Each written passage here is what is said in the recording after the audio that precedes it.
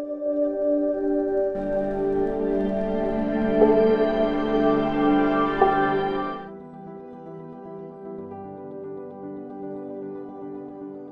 I come in? Coming. Yes, coming.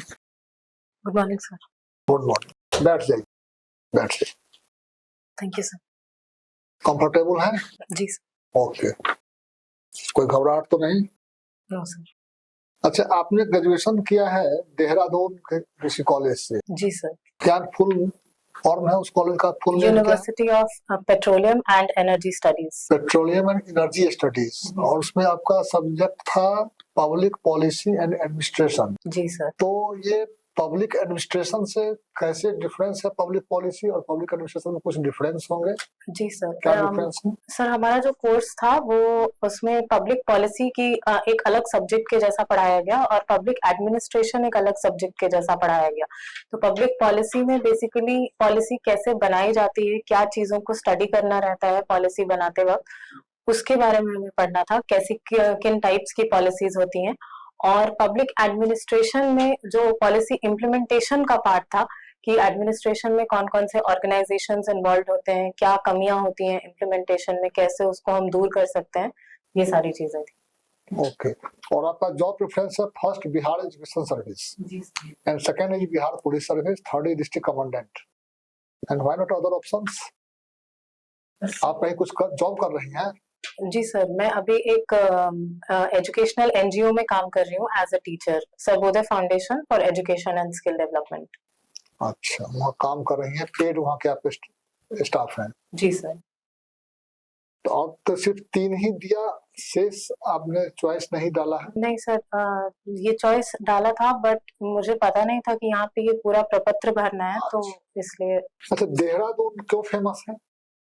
Sir Dehradun अपने natural beauty के लिए बहुत ज्यादा फेमस है, क्योंकि वो दून वैली के नाम से उसको ज्यादा हम लोग जानते हैं। तो वहाँ पे जो नेचुरल ब्यूटी है वहाँ की, वो बहुत ज्यादा अच्छी है, पहाड़ और नदियाँ। ठीक है, नेचुरल ब्यूटी है, ठीक है। और इसके अलावा सर दून स्कूल के लिए बहुत ज्यादा फेमस है। वो दून स्कूल एक बॉयज स्कूल है, वहाँ पर काफी अच्छी पढ़ाई होती है। गवर्नमेंट ऑफ इंडिया का कुछ ऑर्गेनाइजेशन, कुछ संस्थान? जी सर, एक फॉरेस्ट रिसर्च इंस्टीट्यूट है जो कि वहाँ पर, जहाँ पर फॉरेस्ट से रिलेटेड जो पढ़ाई होती है वो।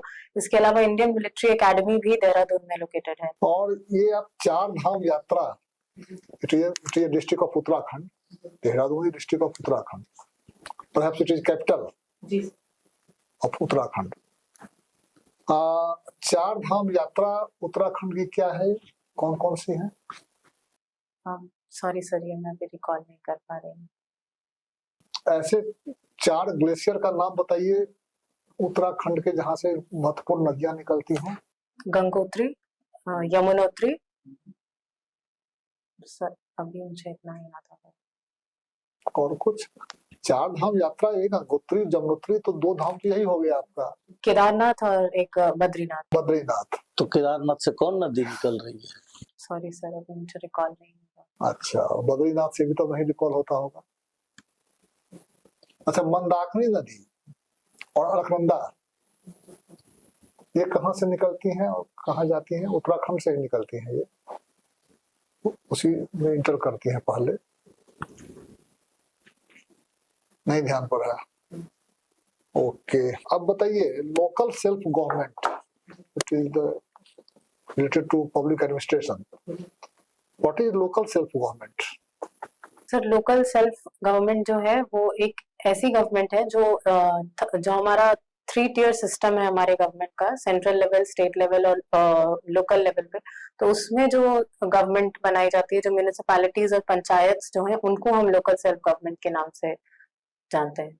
तो इसमें भी डिफरेंट लेयर्स हैं क्या? लोकल सेल्फ गवर्नमेंट में भी डिफरेंट लेयर्स हैं, लोएस्ट यूनिट, मिडिल यूनिट, अपर यूनिट? जी सर, इसमें भी जनरली 3 टियर सिस्टम फॉलो होता है, जिसमें सबसे लोएस्ट लेवल पर जो ग्राम पंचायत हैं वो आते हैं, उसके ऊपर ग्राम सभा, और फिर जो जिला के ऊपर ग्राम सभा, और ग्राम फिर पंचायत के ऊपर ग्राम सभा। सॉरी सर, मैं एक बार देख लूंगी इसको। ग्राम पंचायत लोएस्ट यूनिट है, उसके ऊपर पंचायत समिति, और उसके ऊपर जिला परिषद, डिस्ट्रिक्ट बोर्ड। जी it is in rural areas, but in urban areas में क्या होगा? म्यूनिसिपैलिटीज। म्यूनिसिपैलिटीज भी 2-3 लेयर हैं उसके। जी सर। ये मुझे अभी रिकॉल नहीं। नगर पंचायत, नगर परिषद, नगर निगम, ठीक है। अच्छा, नगर निगम के चीफ को क्या बोला जाता है? Chief executive.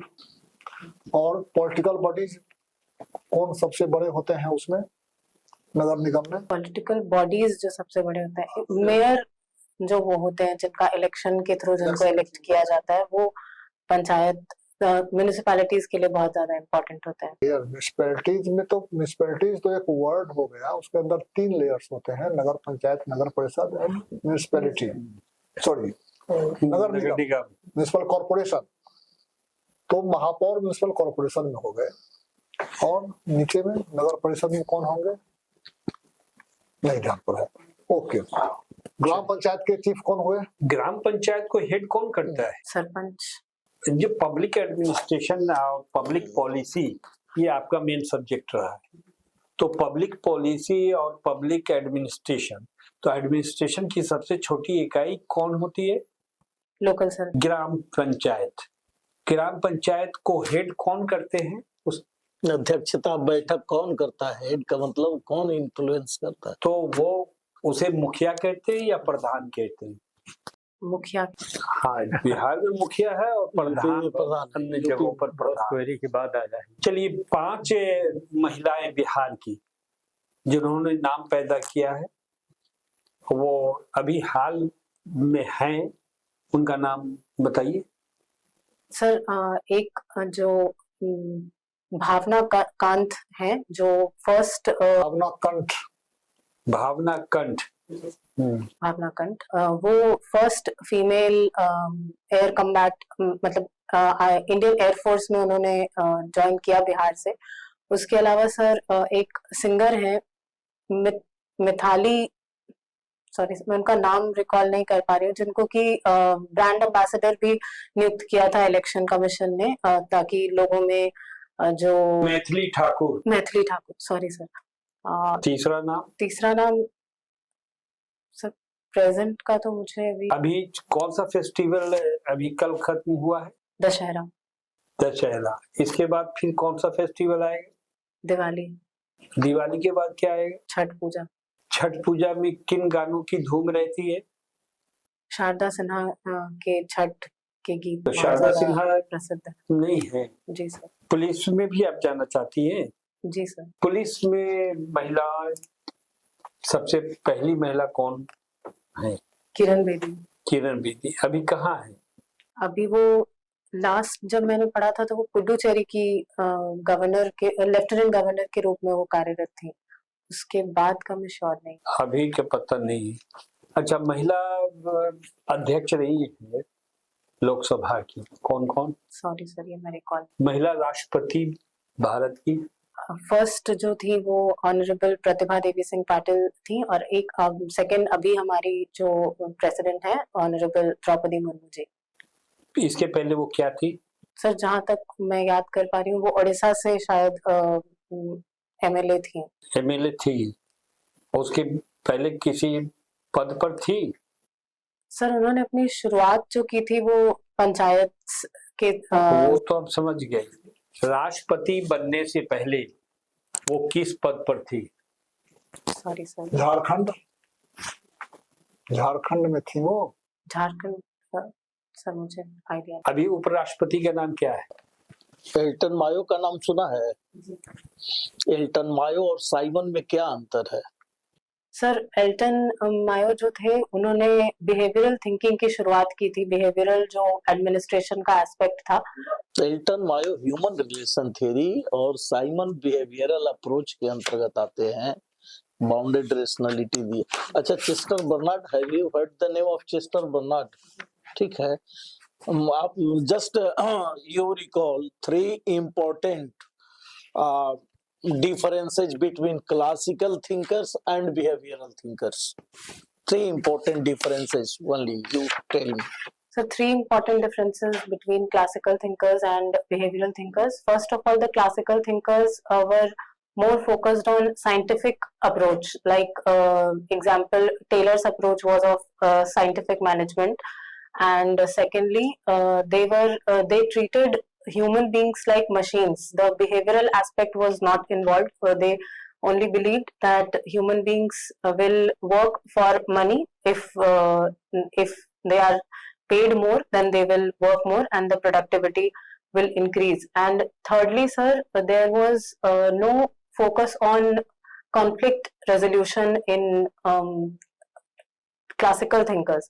While in the behavioral thinkers, the first of all, they started focusing on human psychology, and Hawthorne experiments is very famous for that, which showed that even if the people are paid more, if the environment is not conducive, then they will not work. And secondly, Behavioral approaches emphasizes on the environmental aspects that is related with the social and economic perspectives, but social interaction is the more important. Economic, it is just like a type of the incentives to the people, those who contribute to the society or the organizations also.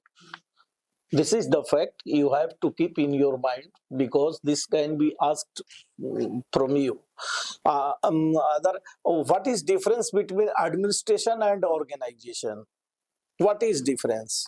sir, administration is the process and the structures that are involved in administering or running an organization. If administration is process, then what management is? So there is a very slight difference between management and administration. The people who administer also have to guide the organization, but in management, the basically the ideas are already planned and they have to execute it. The manager executes it. अच्छा, देहरादून के ऊपर में क्या है? मसूरी मसूरी है, ऊपर में है। क्या है वहाँ पे? सर वहाँ पर उसको क्वीन ऑफ हिल्स के नाम से मसूरी को जाना जाता है। वो एक हिल स्टेशन है, वहाँ पर जो Lal Bahadur Shastri National Academy of Administration है वो लोकेटेड है। इसके अलावा वहाँ पे काफी नेचुरल ब्यूटीज जो है वो देखने को मिलती हैं, जैसे लाल बहादुर शास्त्री एकेडमी वहाँ है। जी सर। क्या किस तरह की पढ़ाई होती है वहाँ? सर जो लोग यूपीएससी का एग्जाम क्वालिफाई करते हैं उनको वहाँ पर ट्रेनिंग दी जाती है। कोई खास बात वहाँ की? मसूरी की देहरादून की बताइए। देहरादून का वातावरण कैसा है? पोल्यूशन वगैरह है, नहीं है, क्या है? सर देहरादून का वातावरण काफी प्लेजेंट माना जाता है। ना वहाँ बहुत ज्यादा ठंड होती है और ना ही बहुत ज्यादा गर्मी होती है। ठंड के दिनों में फिर भी थोड़ी ठंड बढ़ जाती है, लेकिन वैसे बहुत प्लेजेंट मौसम होता है। पोल्यूशन लेवल सर अभी रिसेंट टाइम्स में थोड़ा बढ़ गया है। देखने को मिलता है कि जो पेड़ वगैरह है उनको काटा जा रहा है, इंडस्ट्रियलाइजेशन को प्रमोट किया जा रहा है इसलिए। और सर एक चीज जो मैंने नोटिस की थी वहां पर वो ये कि जो नदियां थी, जो हमारा कॉलेज था वहां पास से एक नदी गुजरती थी, तो वो धीरे धीरे करके सूख रही थी। पेड़ को काट कर इंडस्ट्रियलाइजेशन करने का प्रोसेस जब शुरू हुआ तो वहाँ के लोगों ने कुछ प्रोटेस्ट किया क्या? कुछ हंगामे हुए? जी सर। क्या हुआ और कब हुआ? चिपको मूवमेंट हुआ था। कौन सा चिपको मूवमेंट को किसने किया था? चिपको मूवमेंट के लिए कौन सा नाम उभर कर आता है सामने? सर मैं गेस कर सकती हूँ। कीजिए। सुंदरलाल बहुगुणा। बहुगुणा, यस। और कम से कम 3 ऐसे लोगों का नाम लीजिए जो उस तरह के कामों में इन्वॉल्व है, वातावरण को डिफेंड करने के लिए, बरकरार रखने के लिए। सर इंडिया में या इंडिया में पहले बता दीजिए। इंडिया में सर एक मेधा पाटकर हैं, वो इन्वॉल्व रहती हैं इसमें। पानी के सिलसिले में पानी की स्वच्छता को मेंटेन कर रखने के लिए किन लोगों ने काम किया है? कुछ ऑर्गेनाइजेशन या कुछ लोगों का नाम मालूम है? सर नर्मदा बचाओ आंदोलन एक हुआ था, जो नर्मदा पर सरदार सरोवर डैम बनाया जा रहा था, उसमें एक ऑर्गेनाइजेशन का फॉर्मेशन हुआ था, नर्मदा बचाओ आंदोलन। वो नर्मदा नदी को बचाने के लिए किया गया था। उसमें भी मैं पढ़ेगा थे क्या? अच्छा, इंटरनेशनल लेवल पे पोल्यूशन या वातावरण को सुरक्षित रखने के लिए एक बहुत मशहूर हुई दुनिया के बच्ची या महिला कहिए, कौन थी वो? ग्रेटा थनबर्ग नाम है, ग्रेटा थनबर्ग। ग्रेटा थनबर्ग कहाँ की है? सर वो स्पेन की है जहां तक मुझे रिकॉल हो रहा है। श्योर है? सर मैं एक बार देख लूंगी। या स्वीडन? स्वीडन की है। क्या उनका वो था, कहना था क्या, किस लिए उन्होंने इतना एडवेंचर लिया? सर वो एनवायरनमेंट को प्रोटेक्ट करने के लिए वो कह रही थी कि फ्यूचर जनरेशन्स जो हैं उनको अगर हमको प्रोटेक्ट करना है तो प्रेजेंट में जो रैपिड इंडस्ट्रियलाइजेशन और कैपिटलाइजेशन हो रहा है उसको हमें थोड़ा रोक करके और समझने की जरूरत है उन्होंने कि पढ़ाई रोक दी थी, अपनी स्कूल की पढ़ाई। क्या कहना था उनका, किस लिए पढ़ाई रोका था उन्होंने? कि पढ़ करके क्या करना है, मर जाना है, पोल्यूशन की हालत बहुत खराब हो रही, मर जाएंगे, इसलिए जीना पहले जरूरी है, इसलिए मैंने पढ़ाई छोड़ दिया है। समझिए ना, न्यूज़पेपर पढ़ती हैं? आज के पेपर में क्या छपा है? इंटरनेशनल कोई न्यूज़ है? सर इंटरनेशनल न्यूज में अभी जो एक रशिया यूक्रेन वॉर से रिलेटेड एक न्यूज था कि ड्रैगन ड्रोन्स का इस्तेमाल किया जा रहा है रशिया यूक्रेन वॉर में, दोनों ही साइड्स से। तो ड्रैगन ड्रोन्स एक ऐसे तरीके का ड्रोन है सर जो कि थर्माइट्स को यूज करता है। थर्माइट्स एल्यूमिनियम ऑक्साइड और आयरन को मिला करके बनाया जाता है, जो एक सर्टेन टेम्परेचर तक जब हीट हो जाता है तो वो बहुत ज्यादा फायर प्रोड्यूस करता है, जिसकी वजह से उसमें कोई भी चीज जल सकती है। तो ये एक न्यूज मैं अभी रिकॉल कर पा रही हूँ। और सर नेशनल लेवल का मुझे याद आ रहा है। ड्रैगन किसके लिए बॉडी यूज किया जाता है? सर ड्रैगन एक एनिमल जो चाइना का नेशनल एनिमल भी माना जाता है, जो कि ऐसा कहा जाता है कि वो अपने उसका जो मुंह होता है उससे वो धुआं आग निकालता है, तो उसको ड्रैगन बोलते हैं। चाइनीज ये जानवर है। जी सर। चाइना अपनी तरक्की करने के लिए, आखिरी क्वेश्चन, दूसरे जो ऑयल प्रोड्यूसिंग कंट्रीज हैं उससे अलग होकर किस क्षेत्र में वो अधिक काम कर रहे हैं चाइनीज लोग, ताकि ऑयल की कमी का हम उसको मेकअप कर सकें, उसको कम्पीट कर सकें? क्या है कुछ उनका काम? सर चाइना जो है वो जो नई टेक्नोलॉजीज अभी उभर कर आ रही हैं उनमें ज्यादा इन्वेस्टमेंट कर रहा है, जैसे सेमीकंडक्टर्स हो गए या आर्टिफिशियल इंटेलिजेंस, क्वांटम कंप्यूटिंग वगैरह, इन सब चीजों में। क्योंकि सर एक टर्म यूज किया जाता है कि data is the new oil. तो क्योंकि एक टाइम ऐसा आएगा जब ऑयल जो होगा रेयर अर्थ मटेरियल भी है, 2-3 चीजें गिना दीजिएगा तो ठीक हो जाएगा। बिल्कुल ठीक। ठीक। Thank you. ठीक।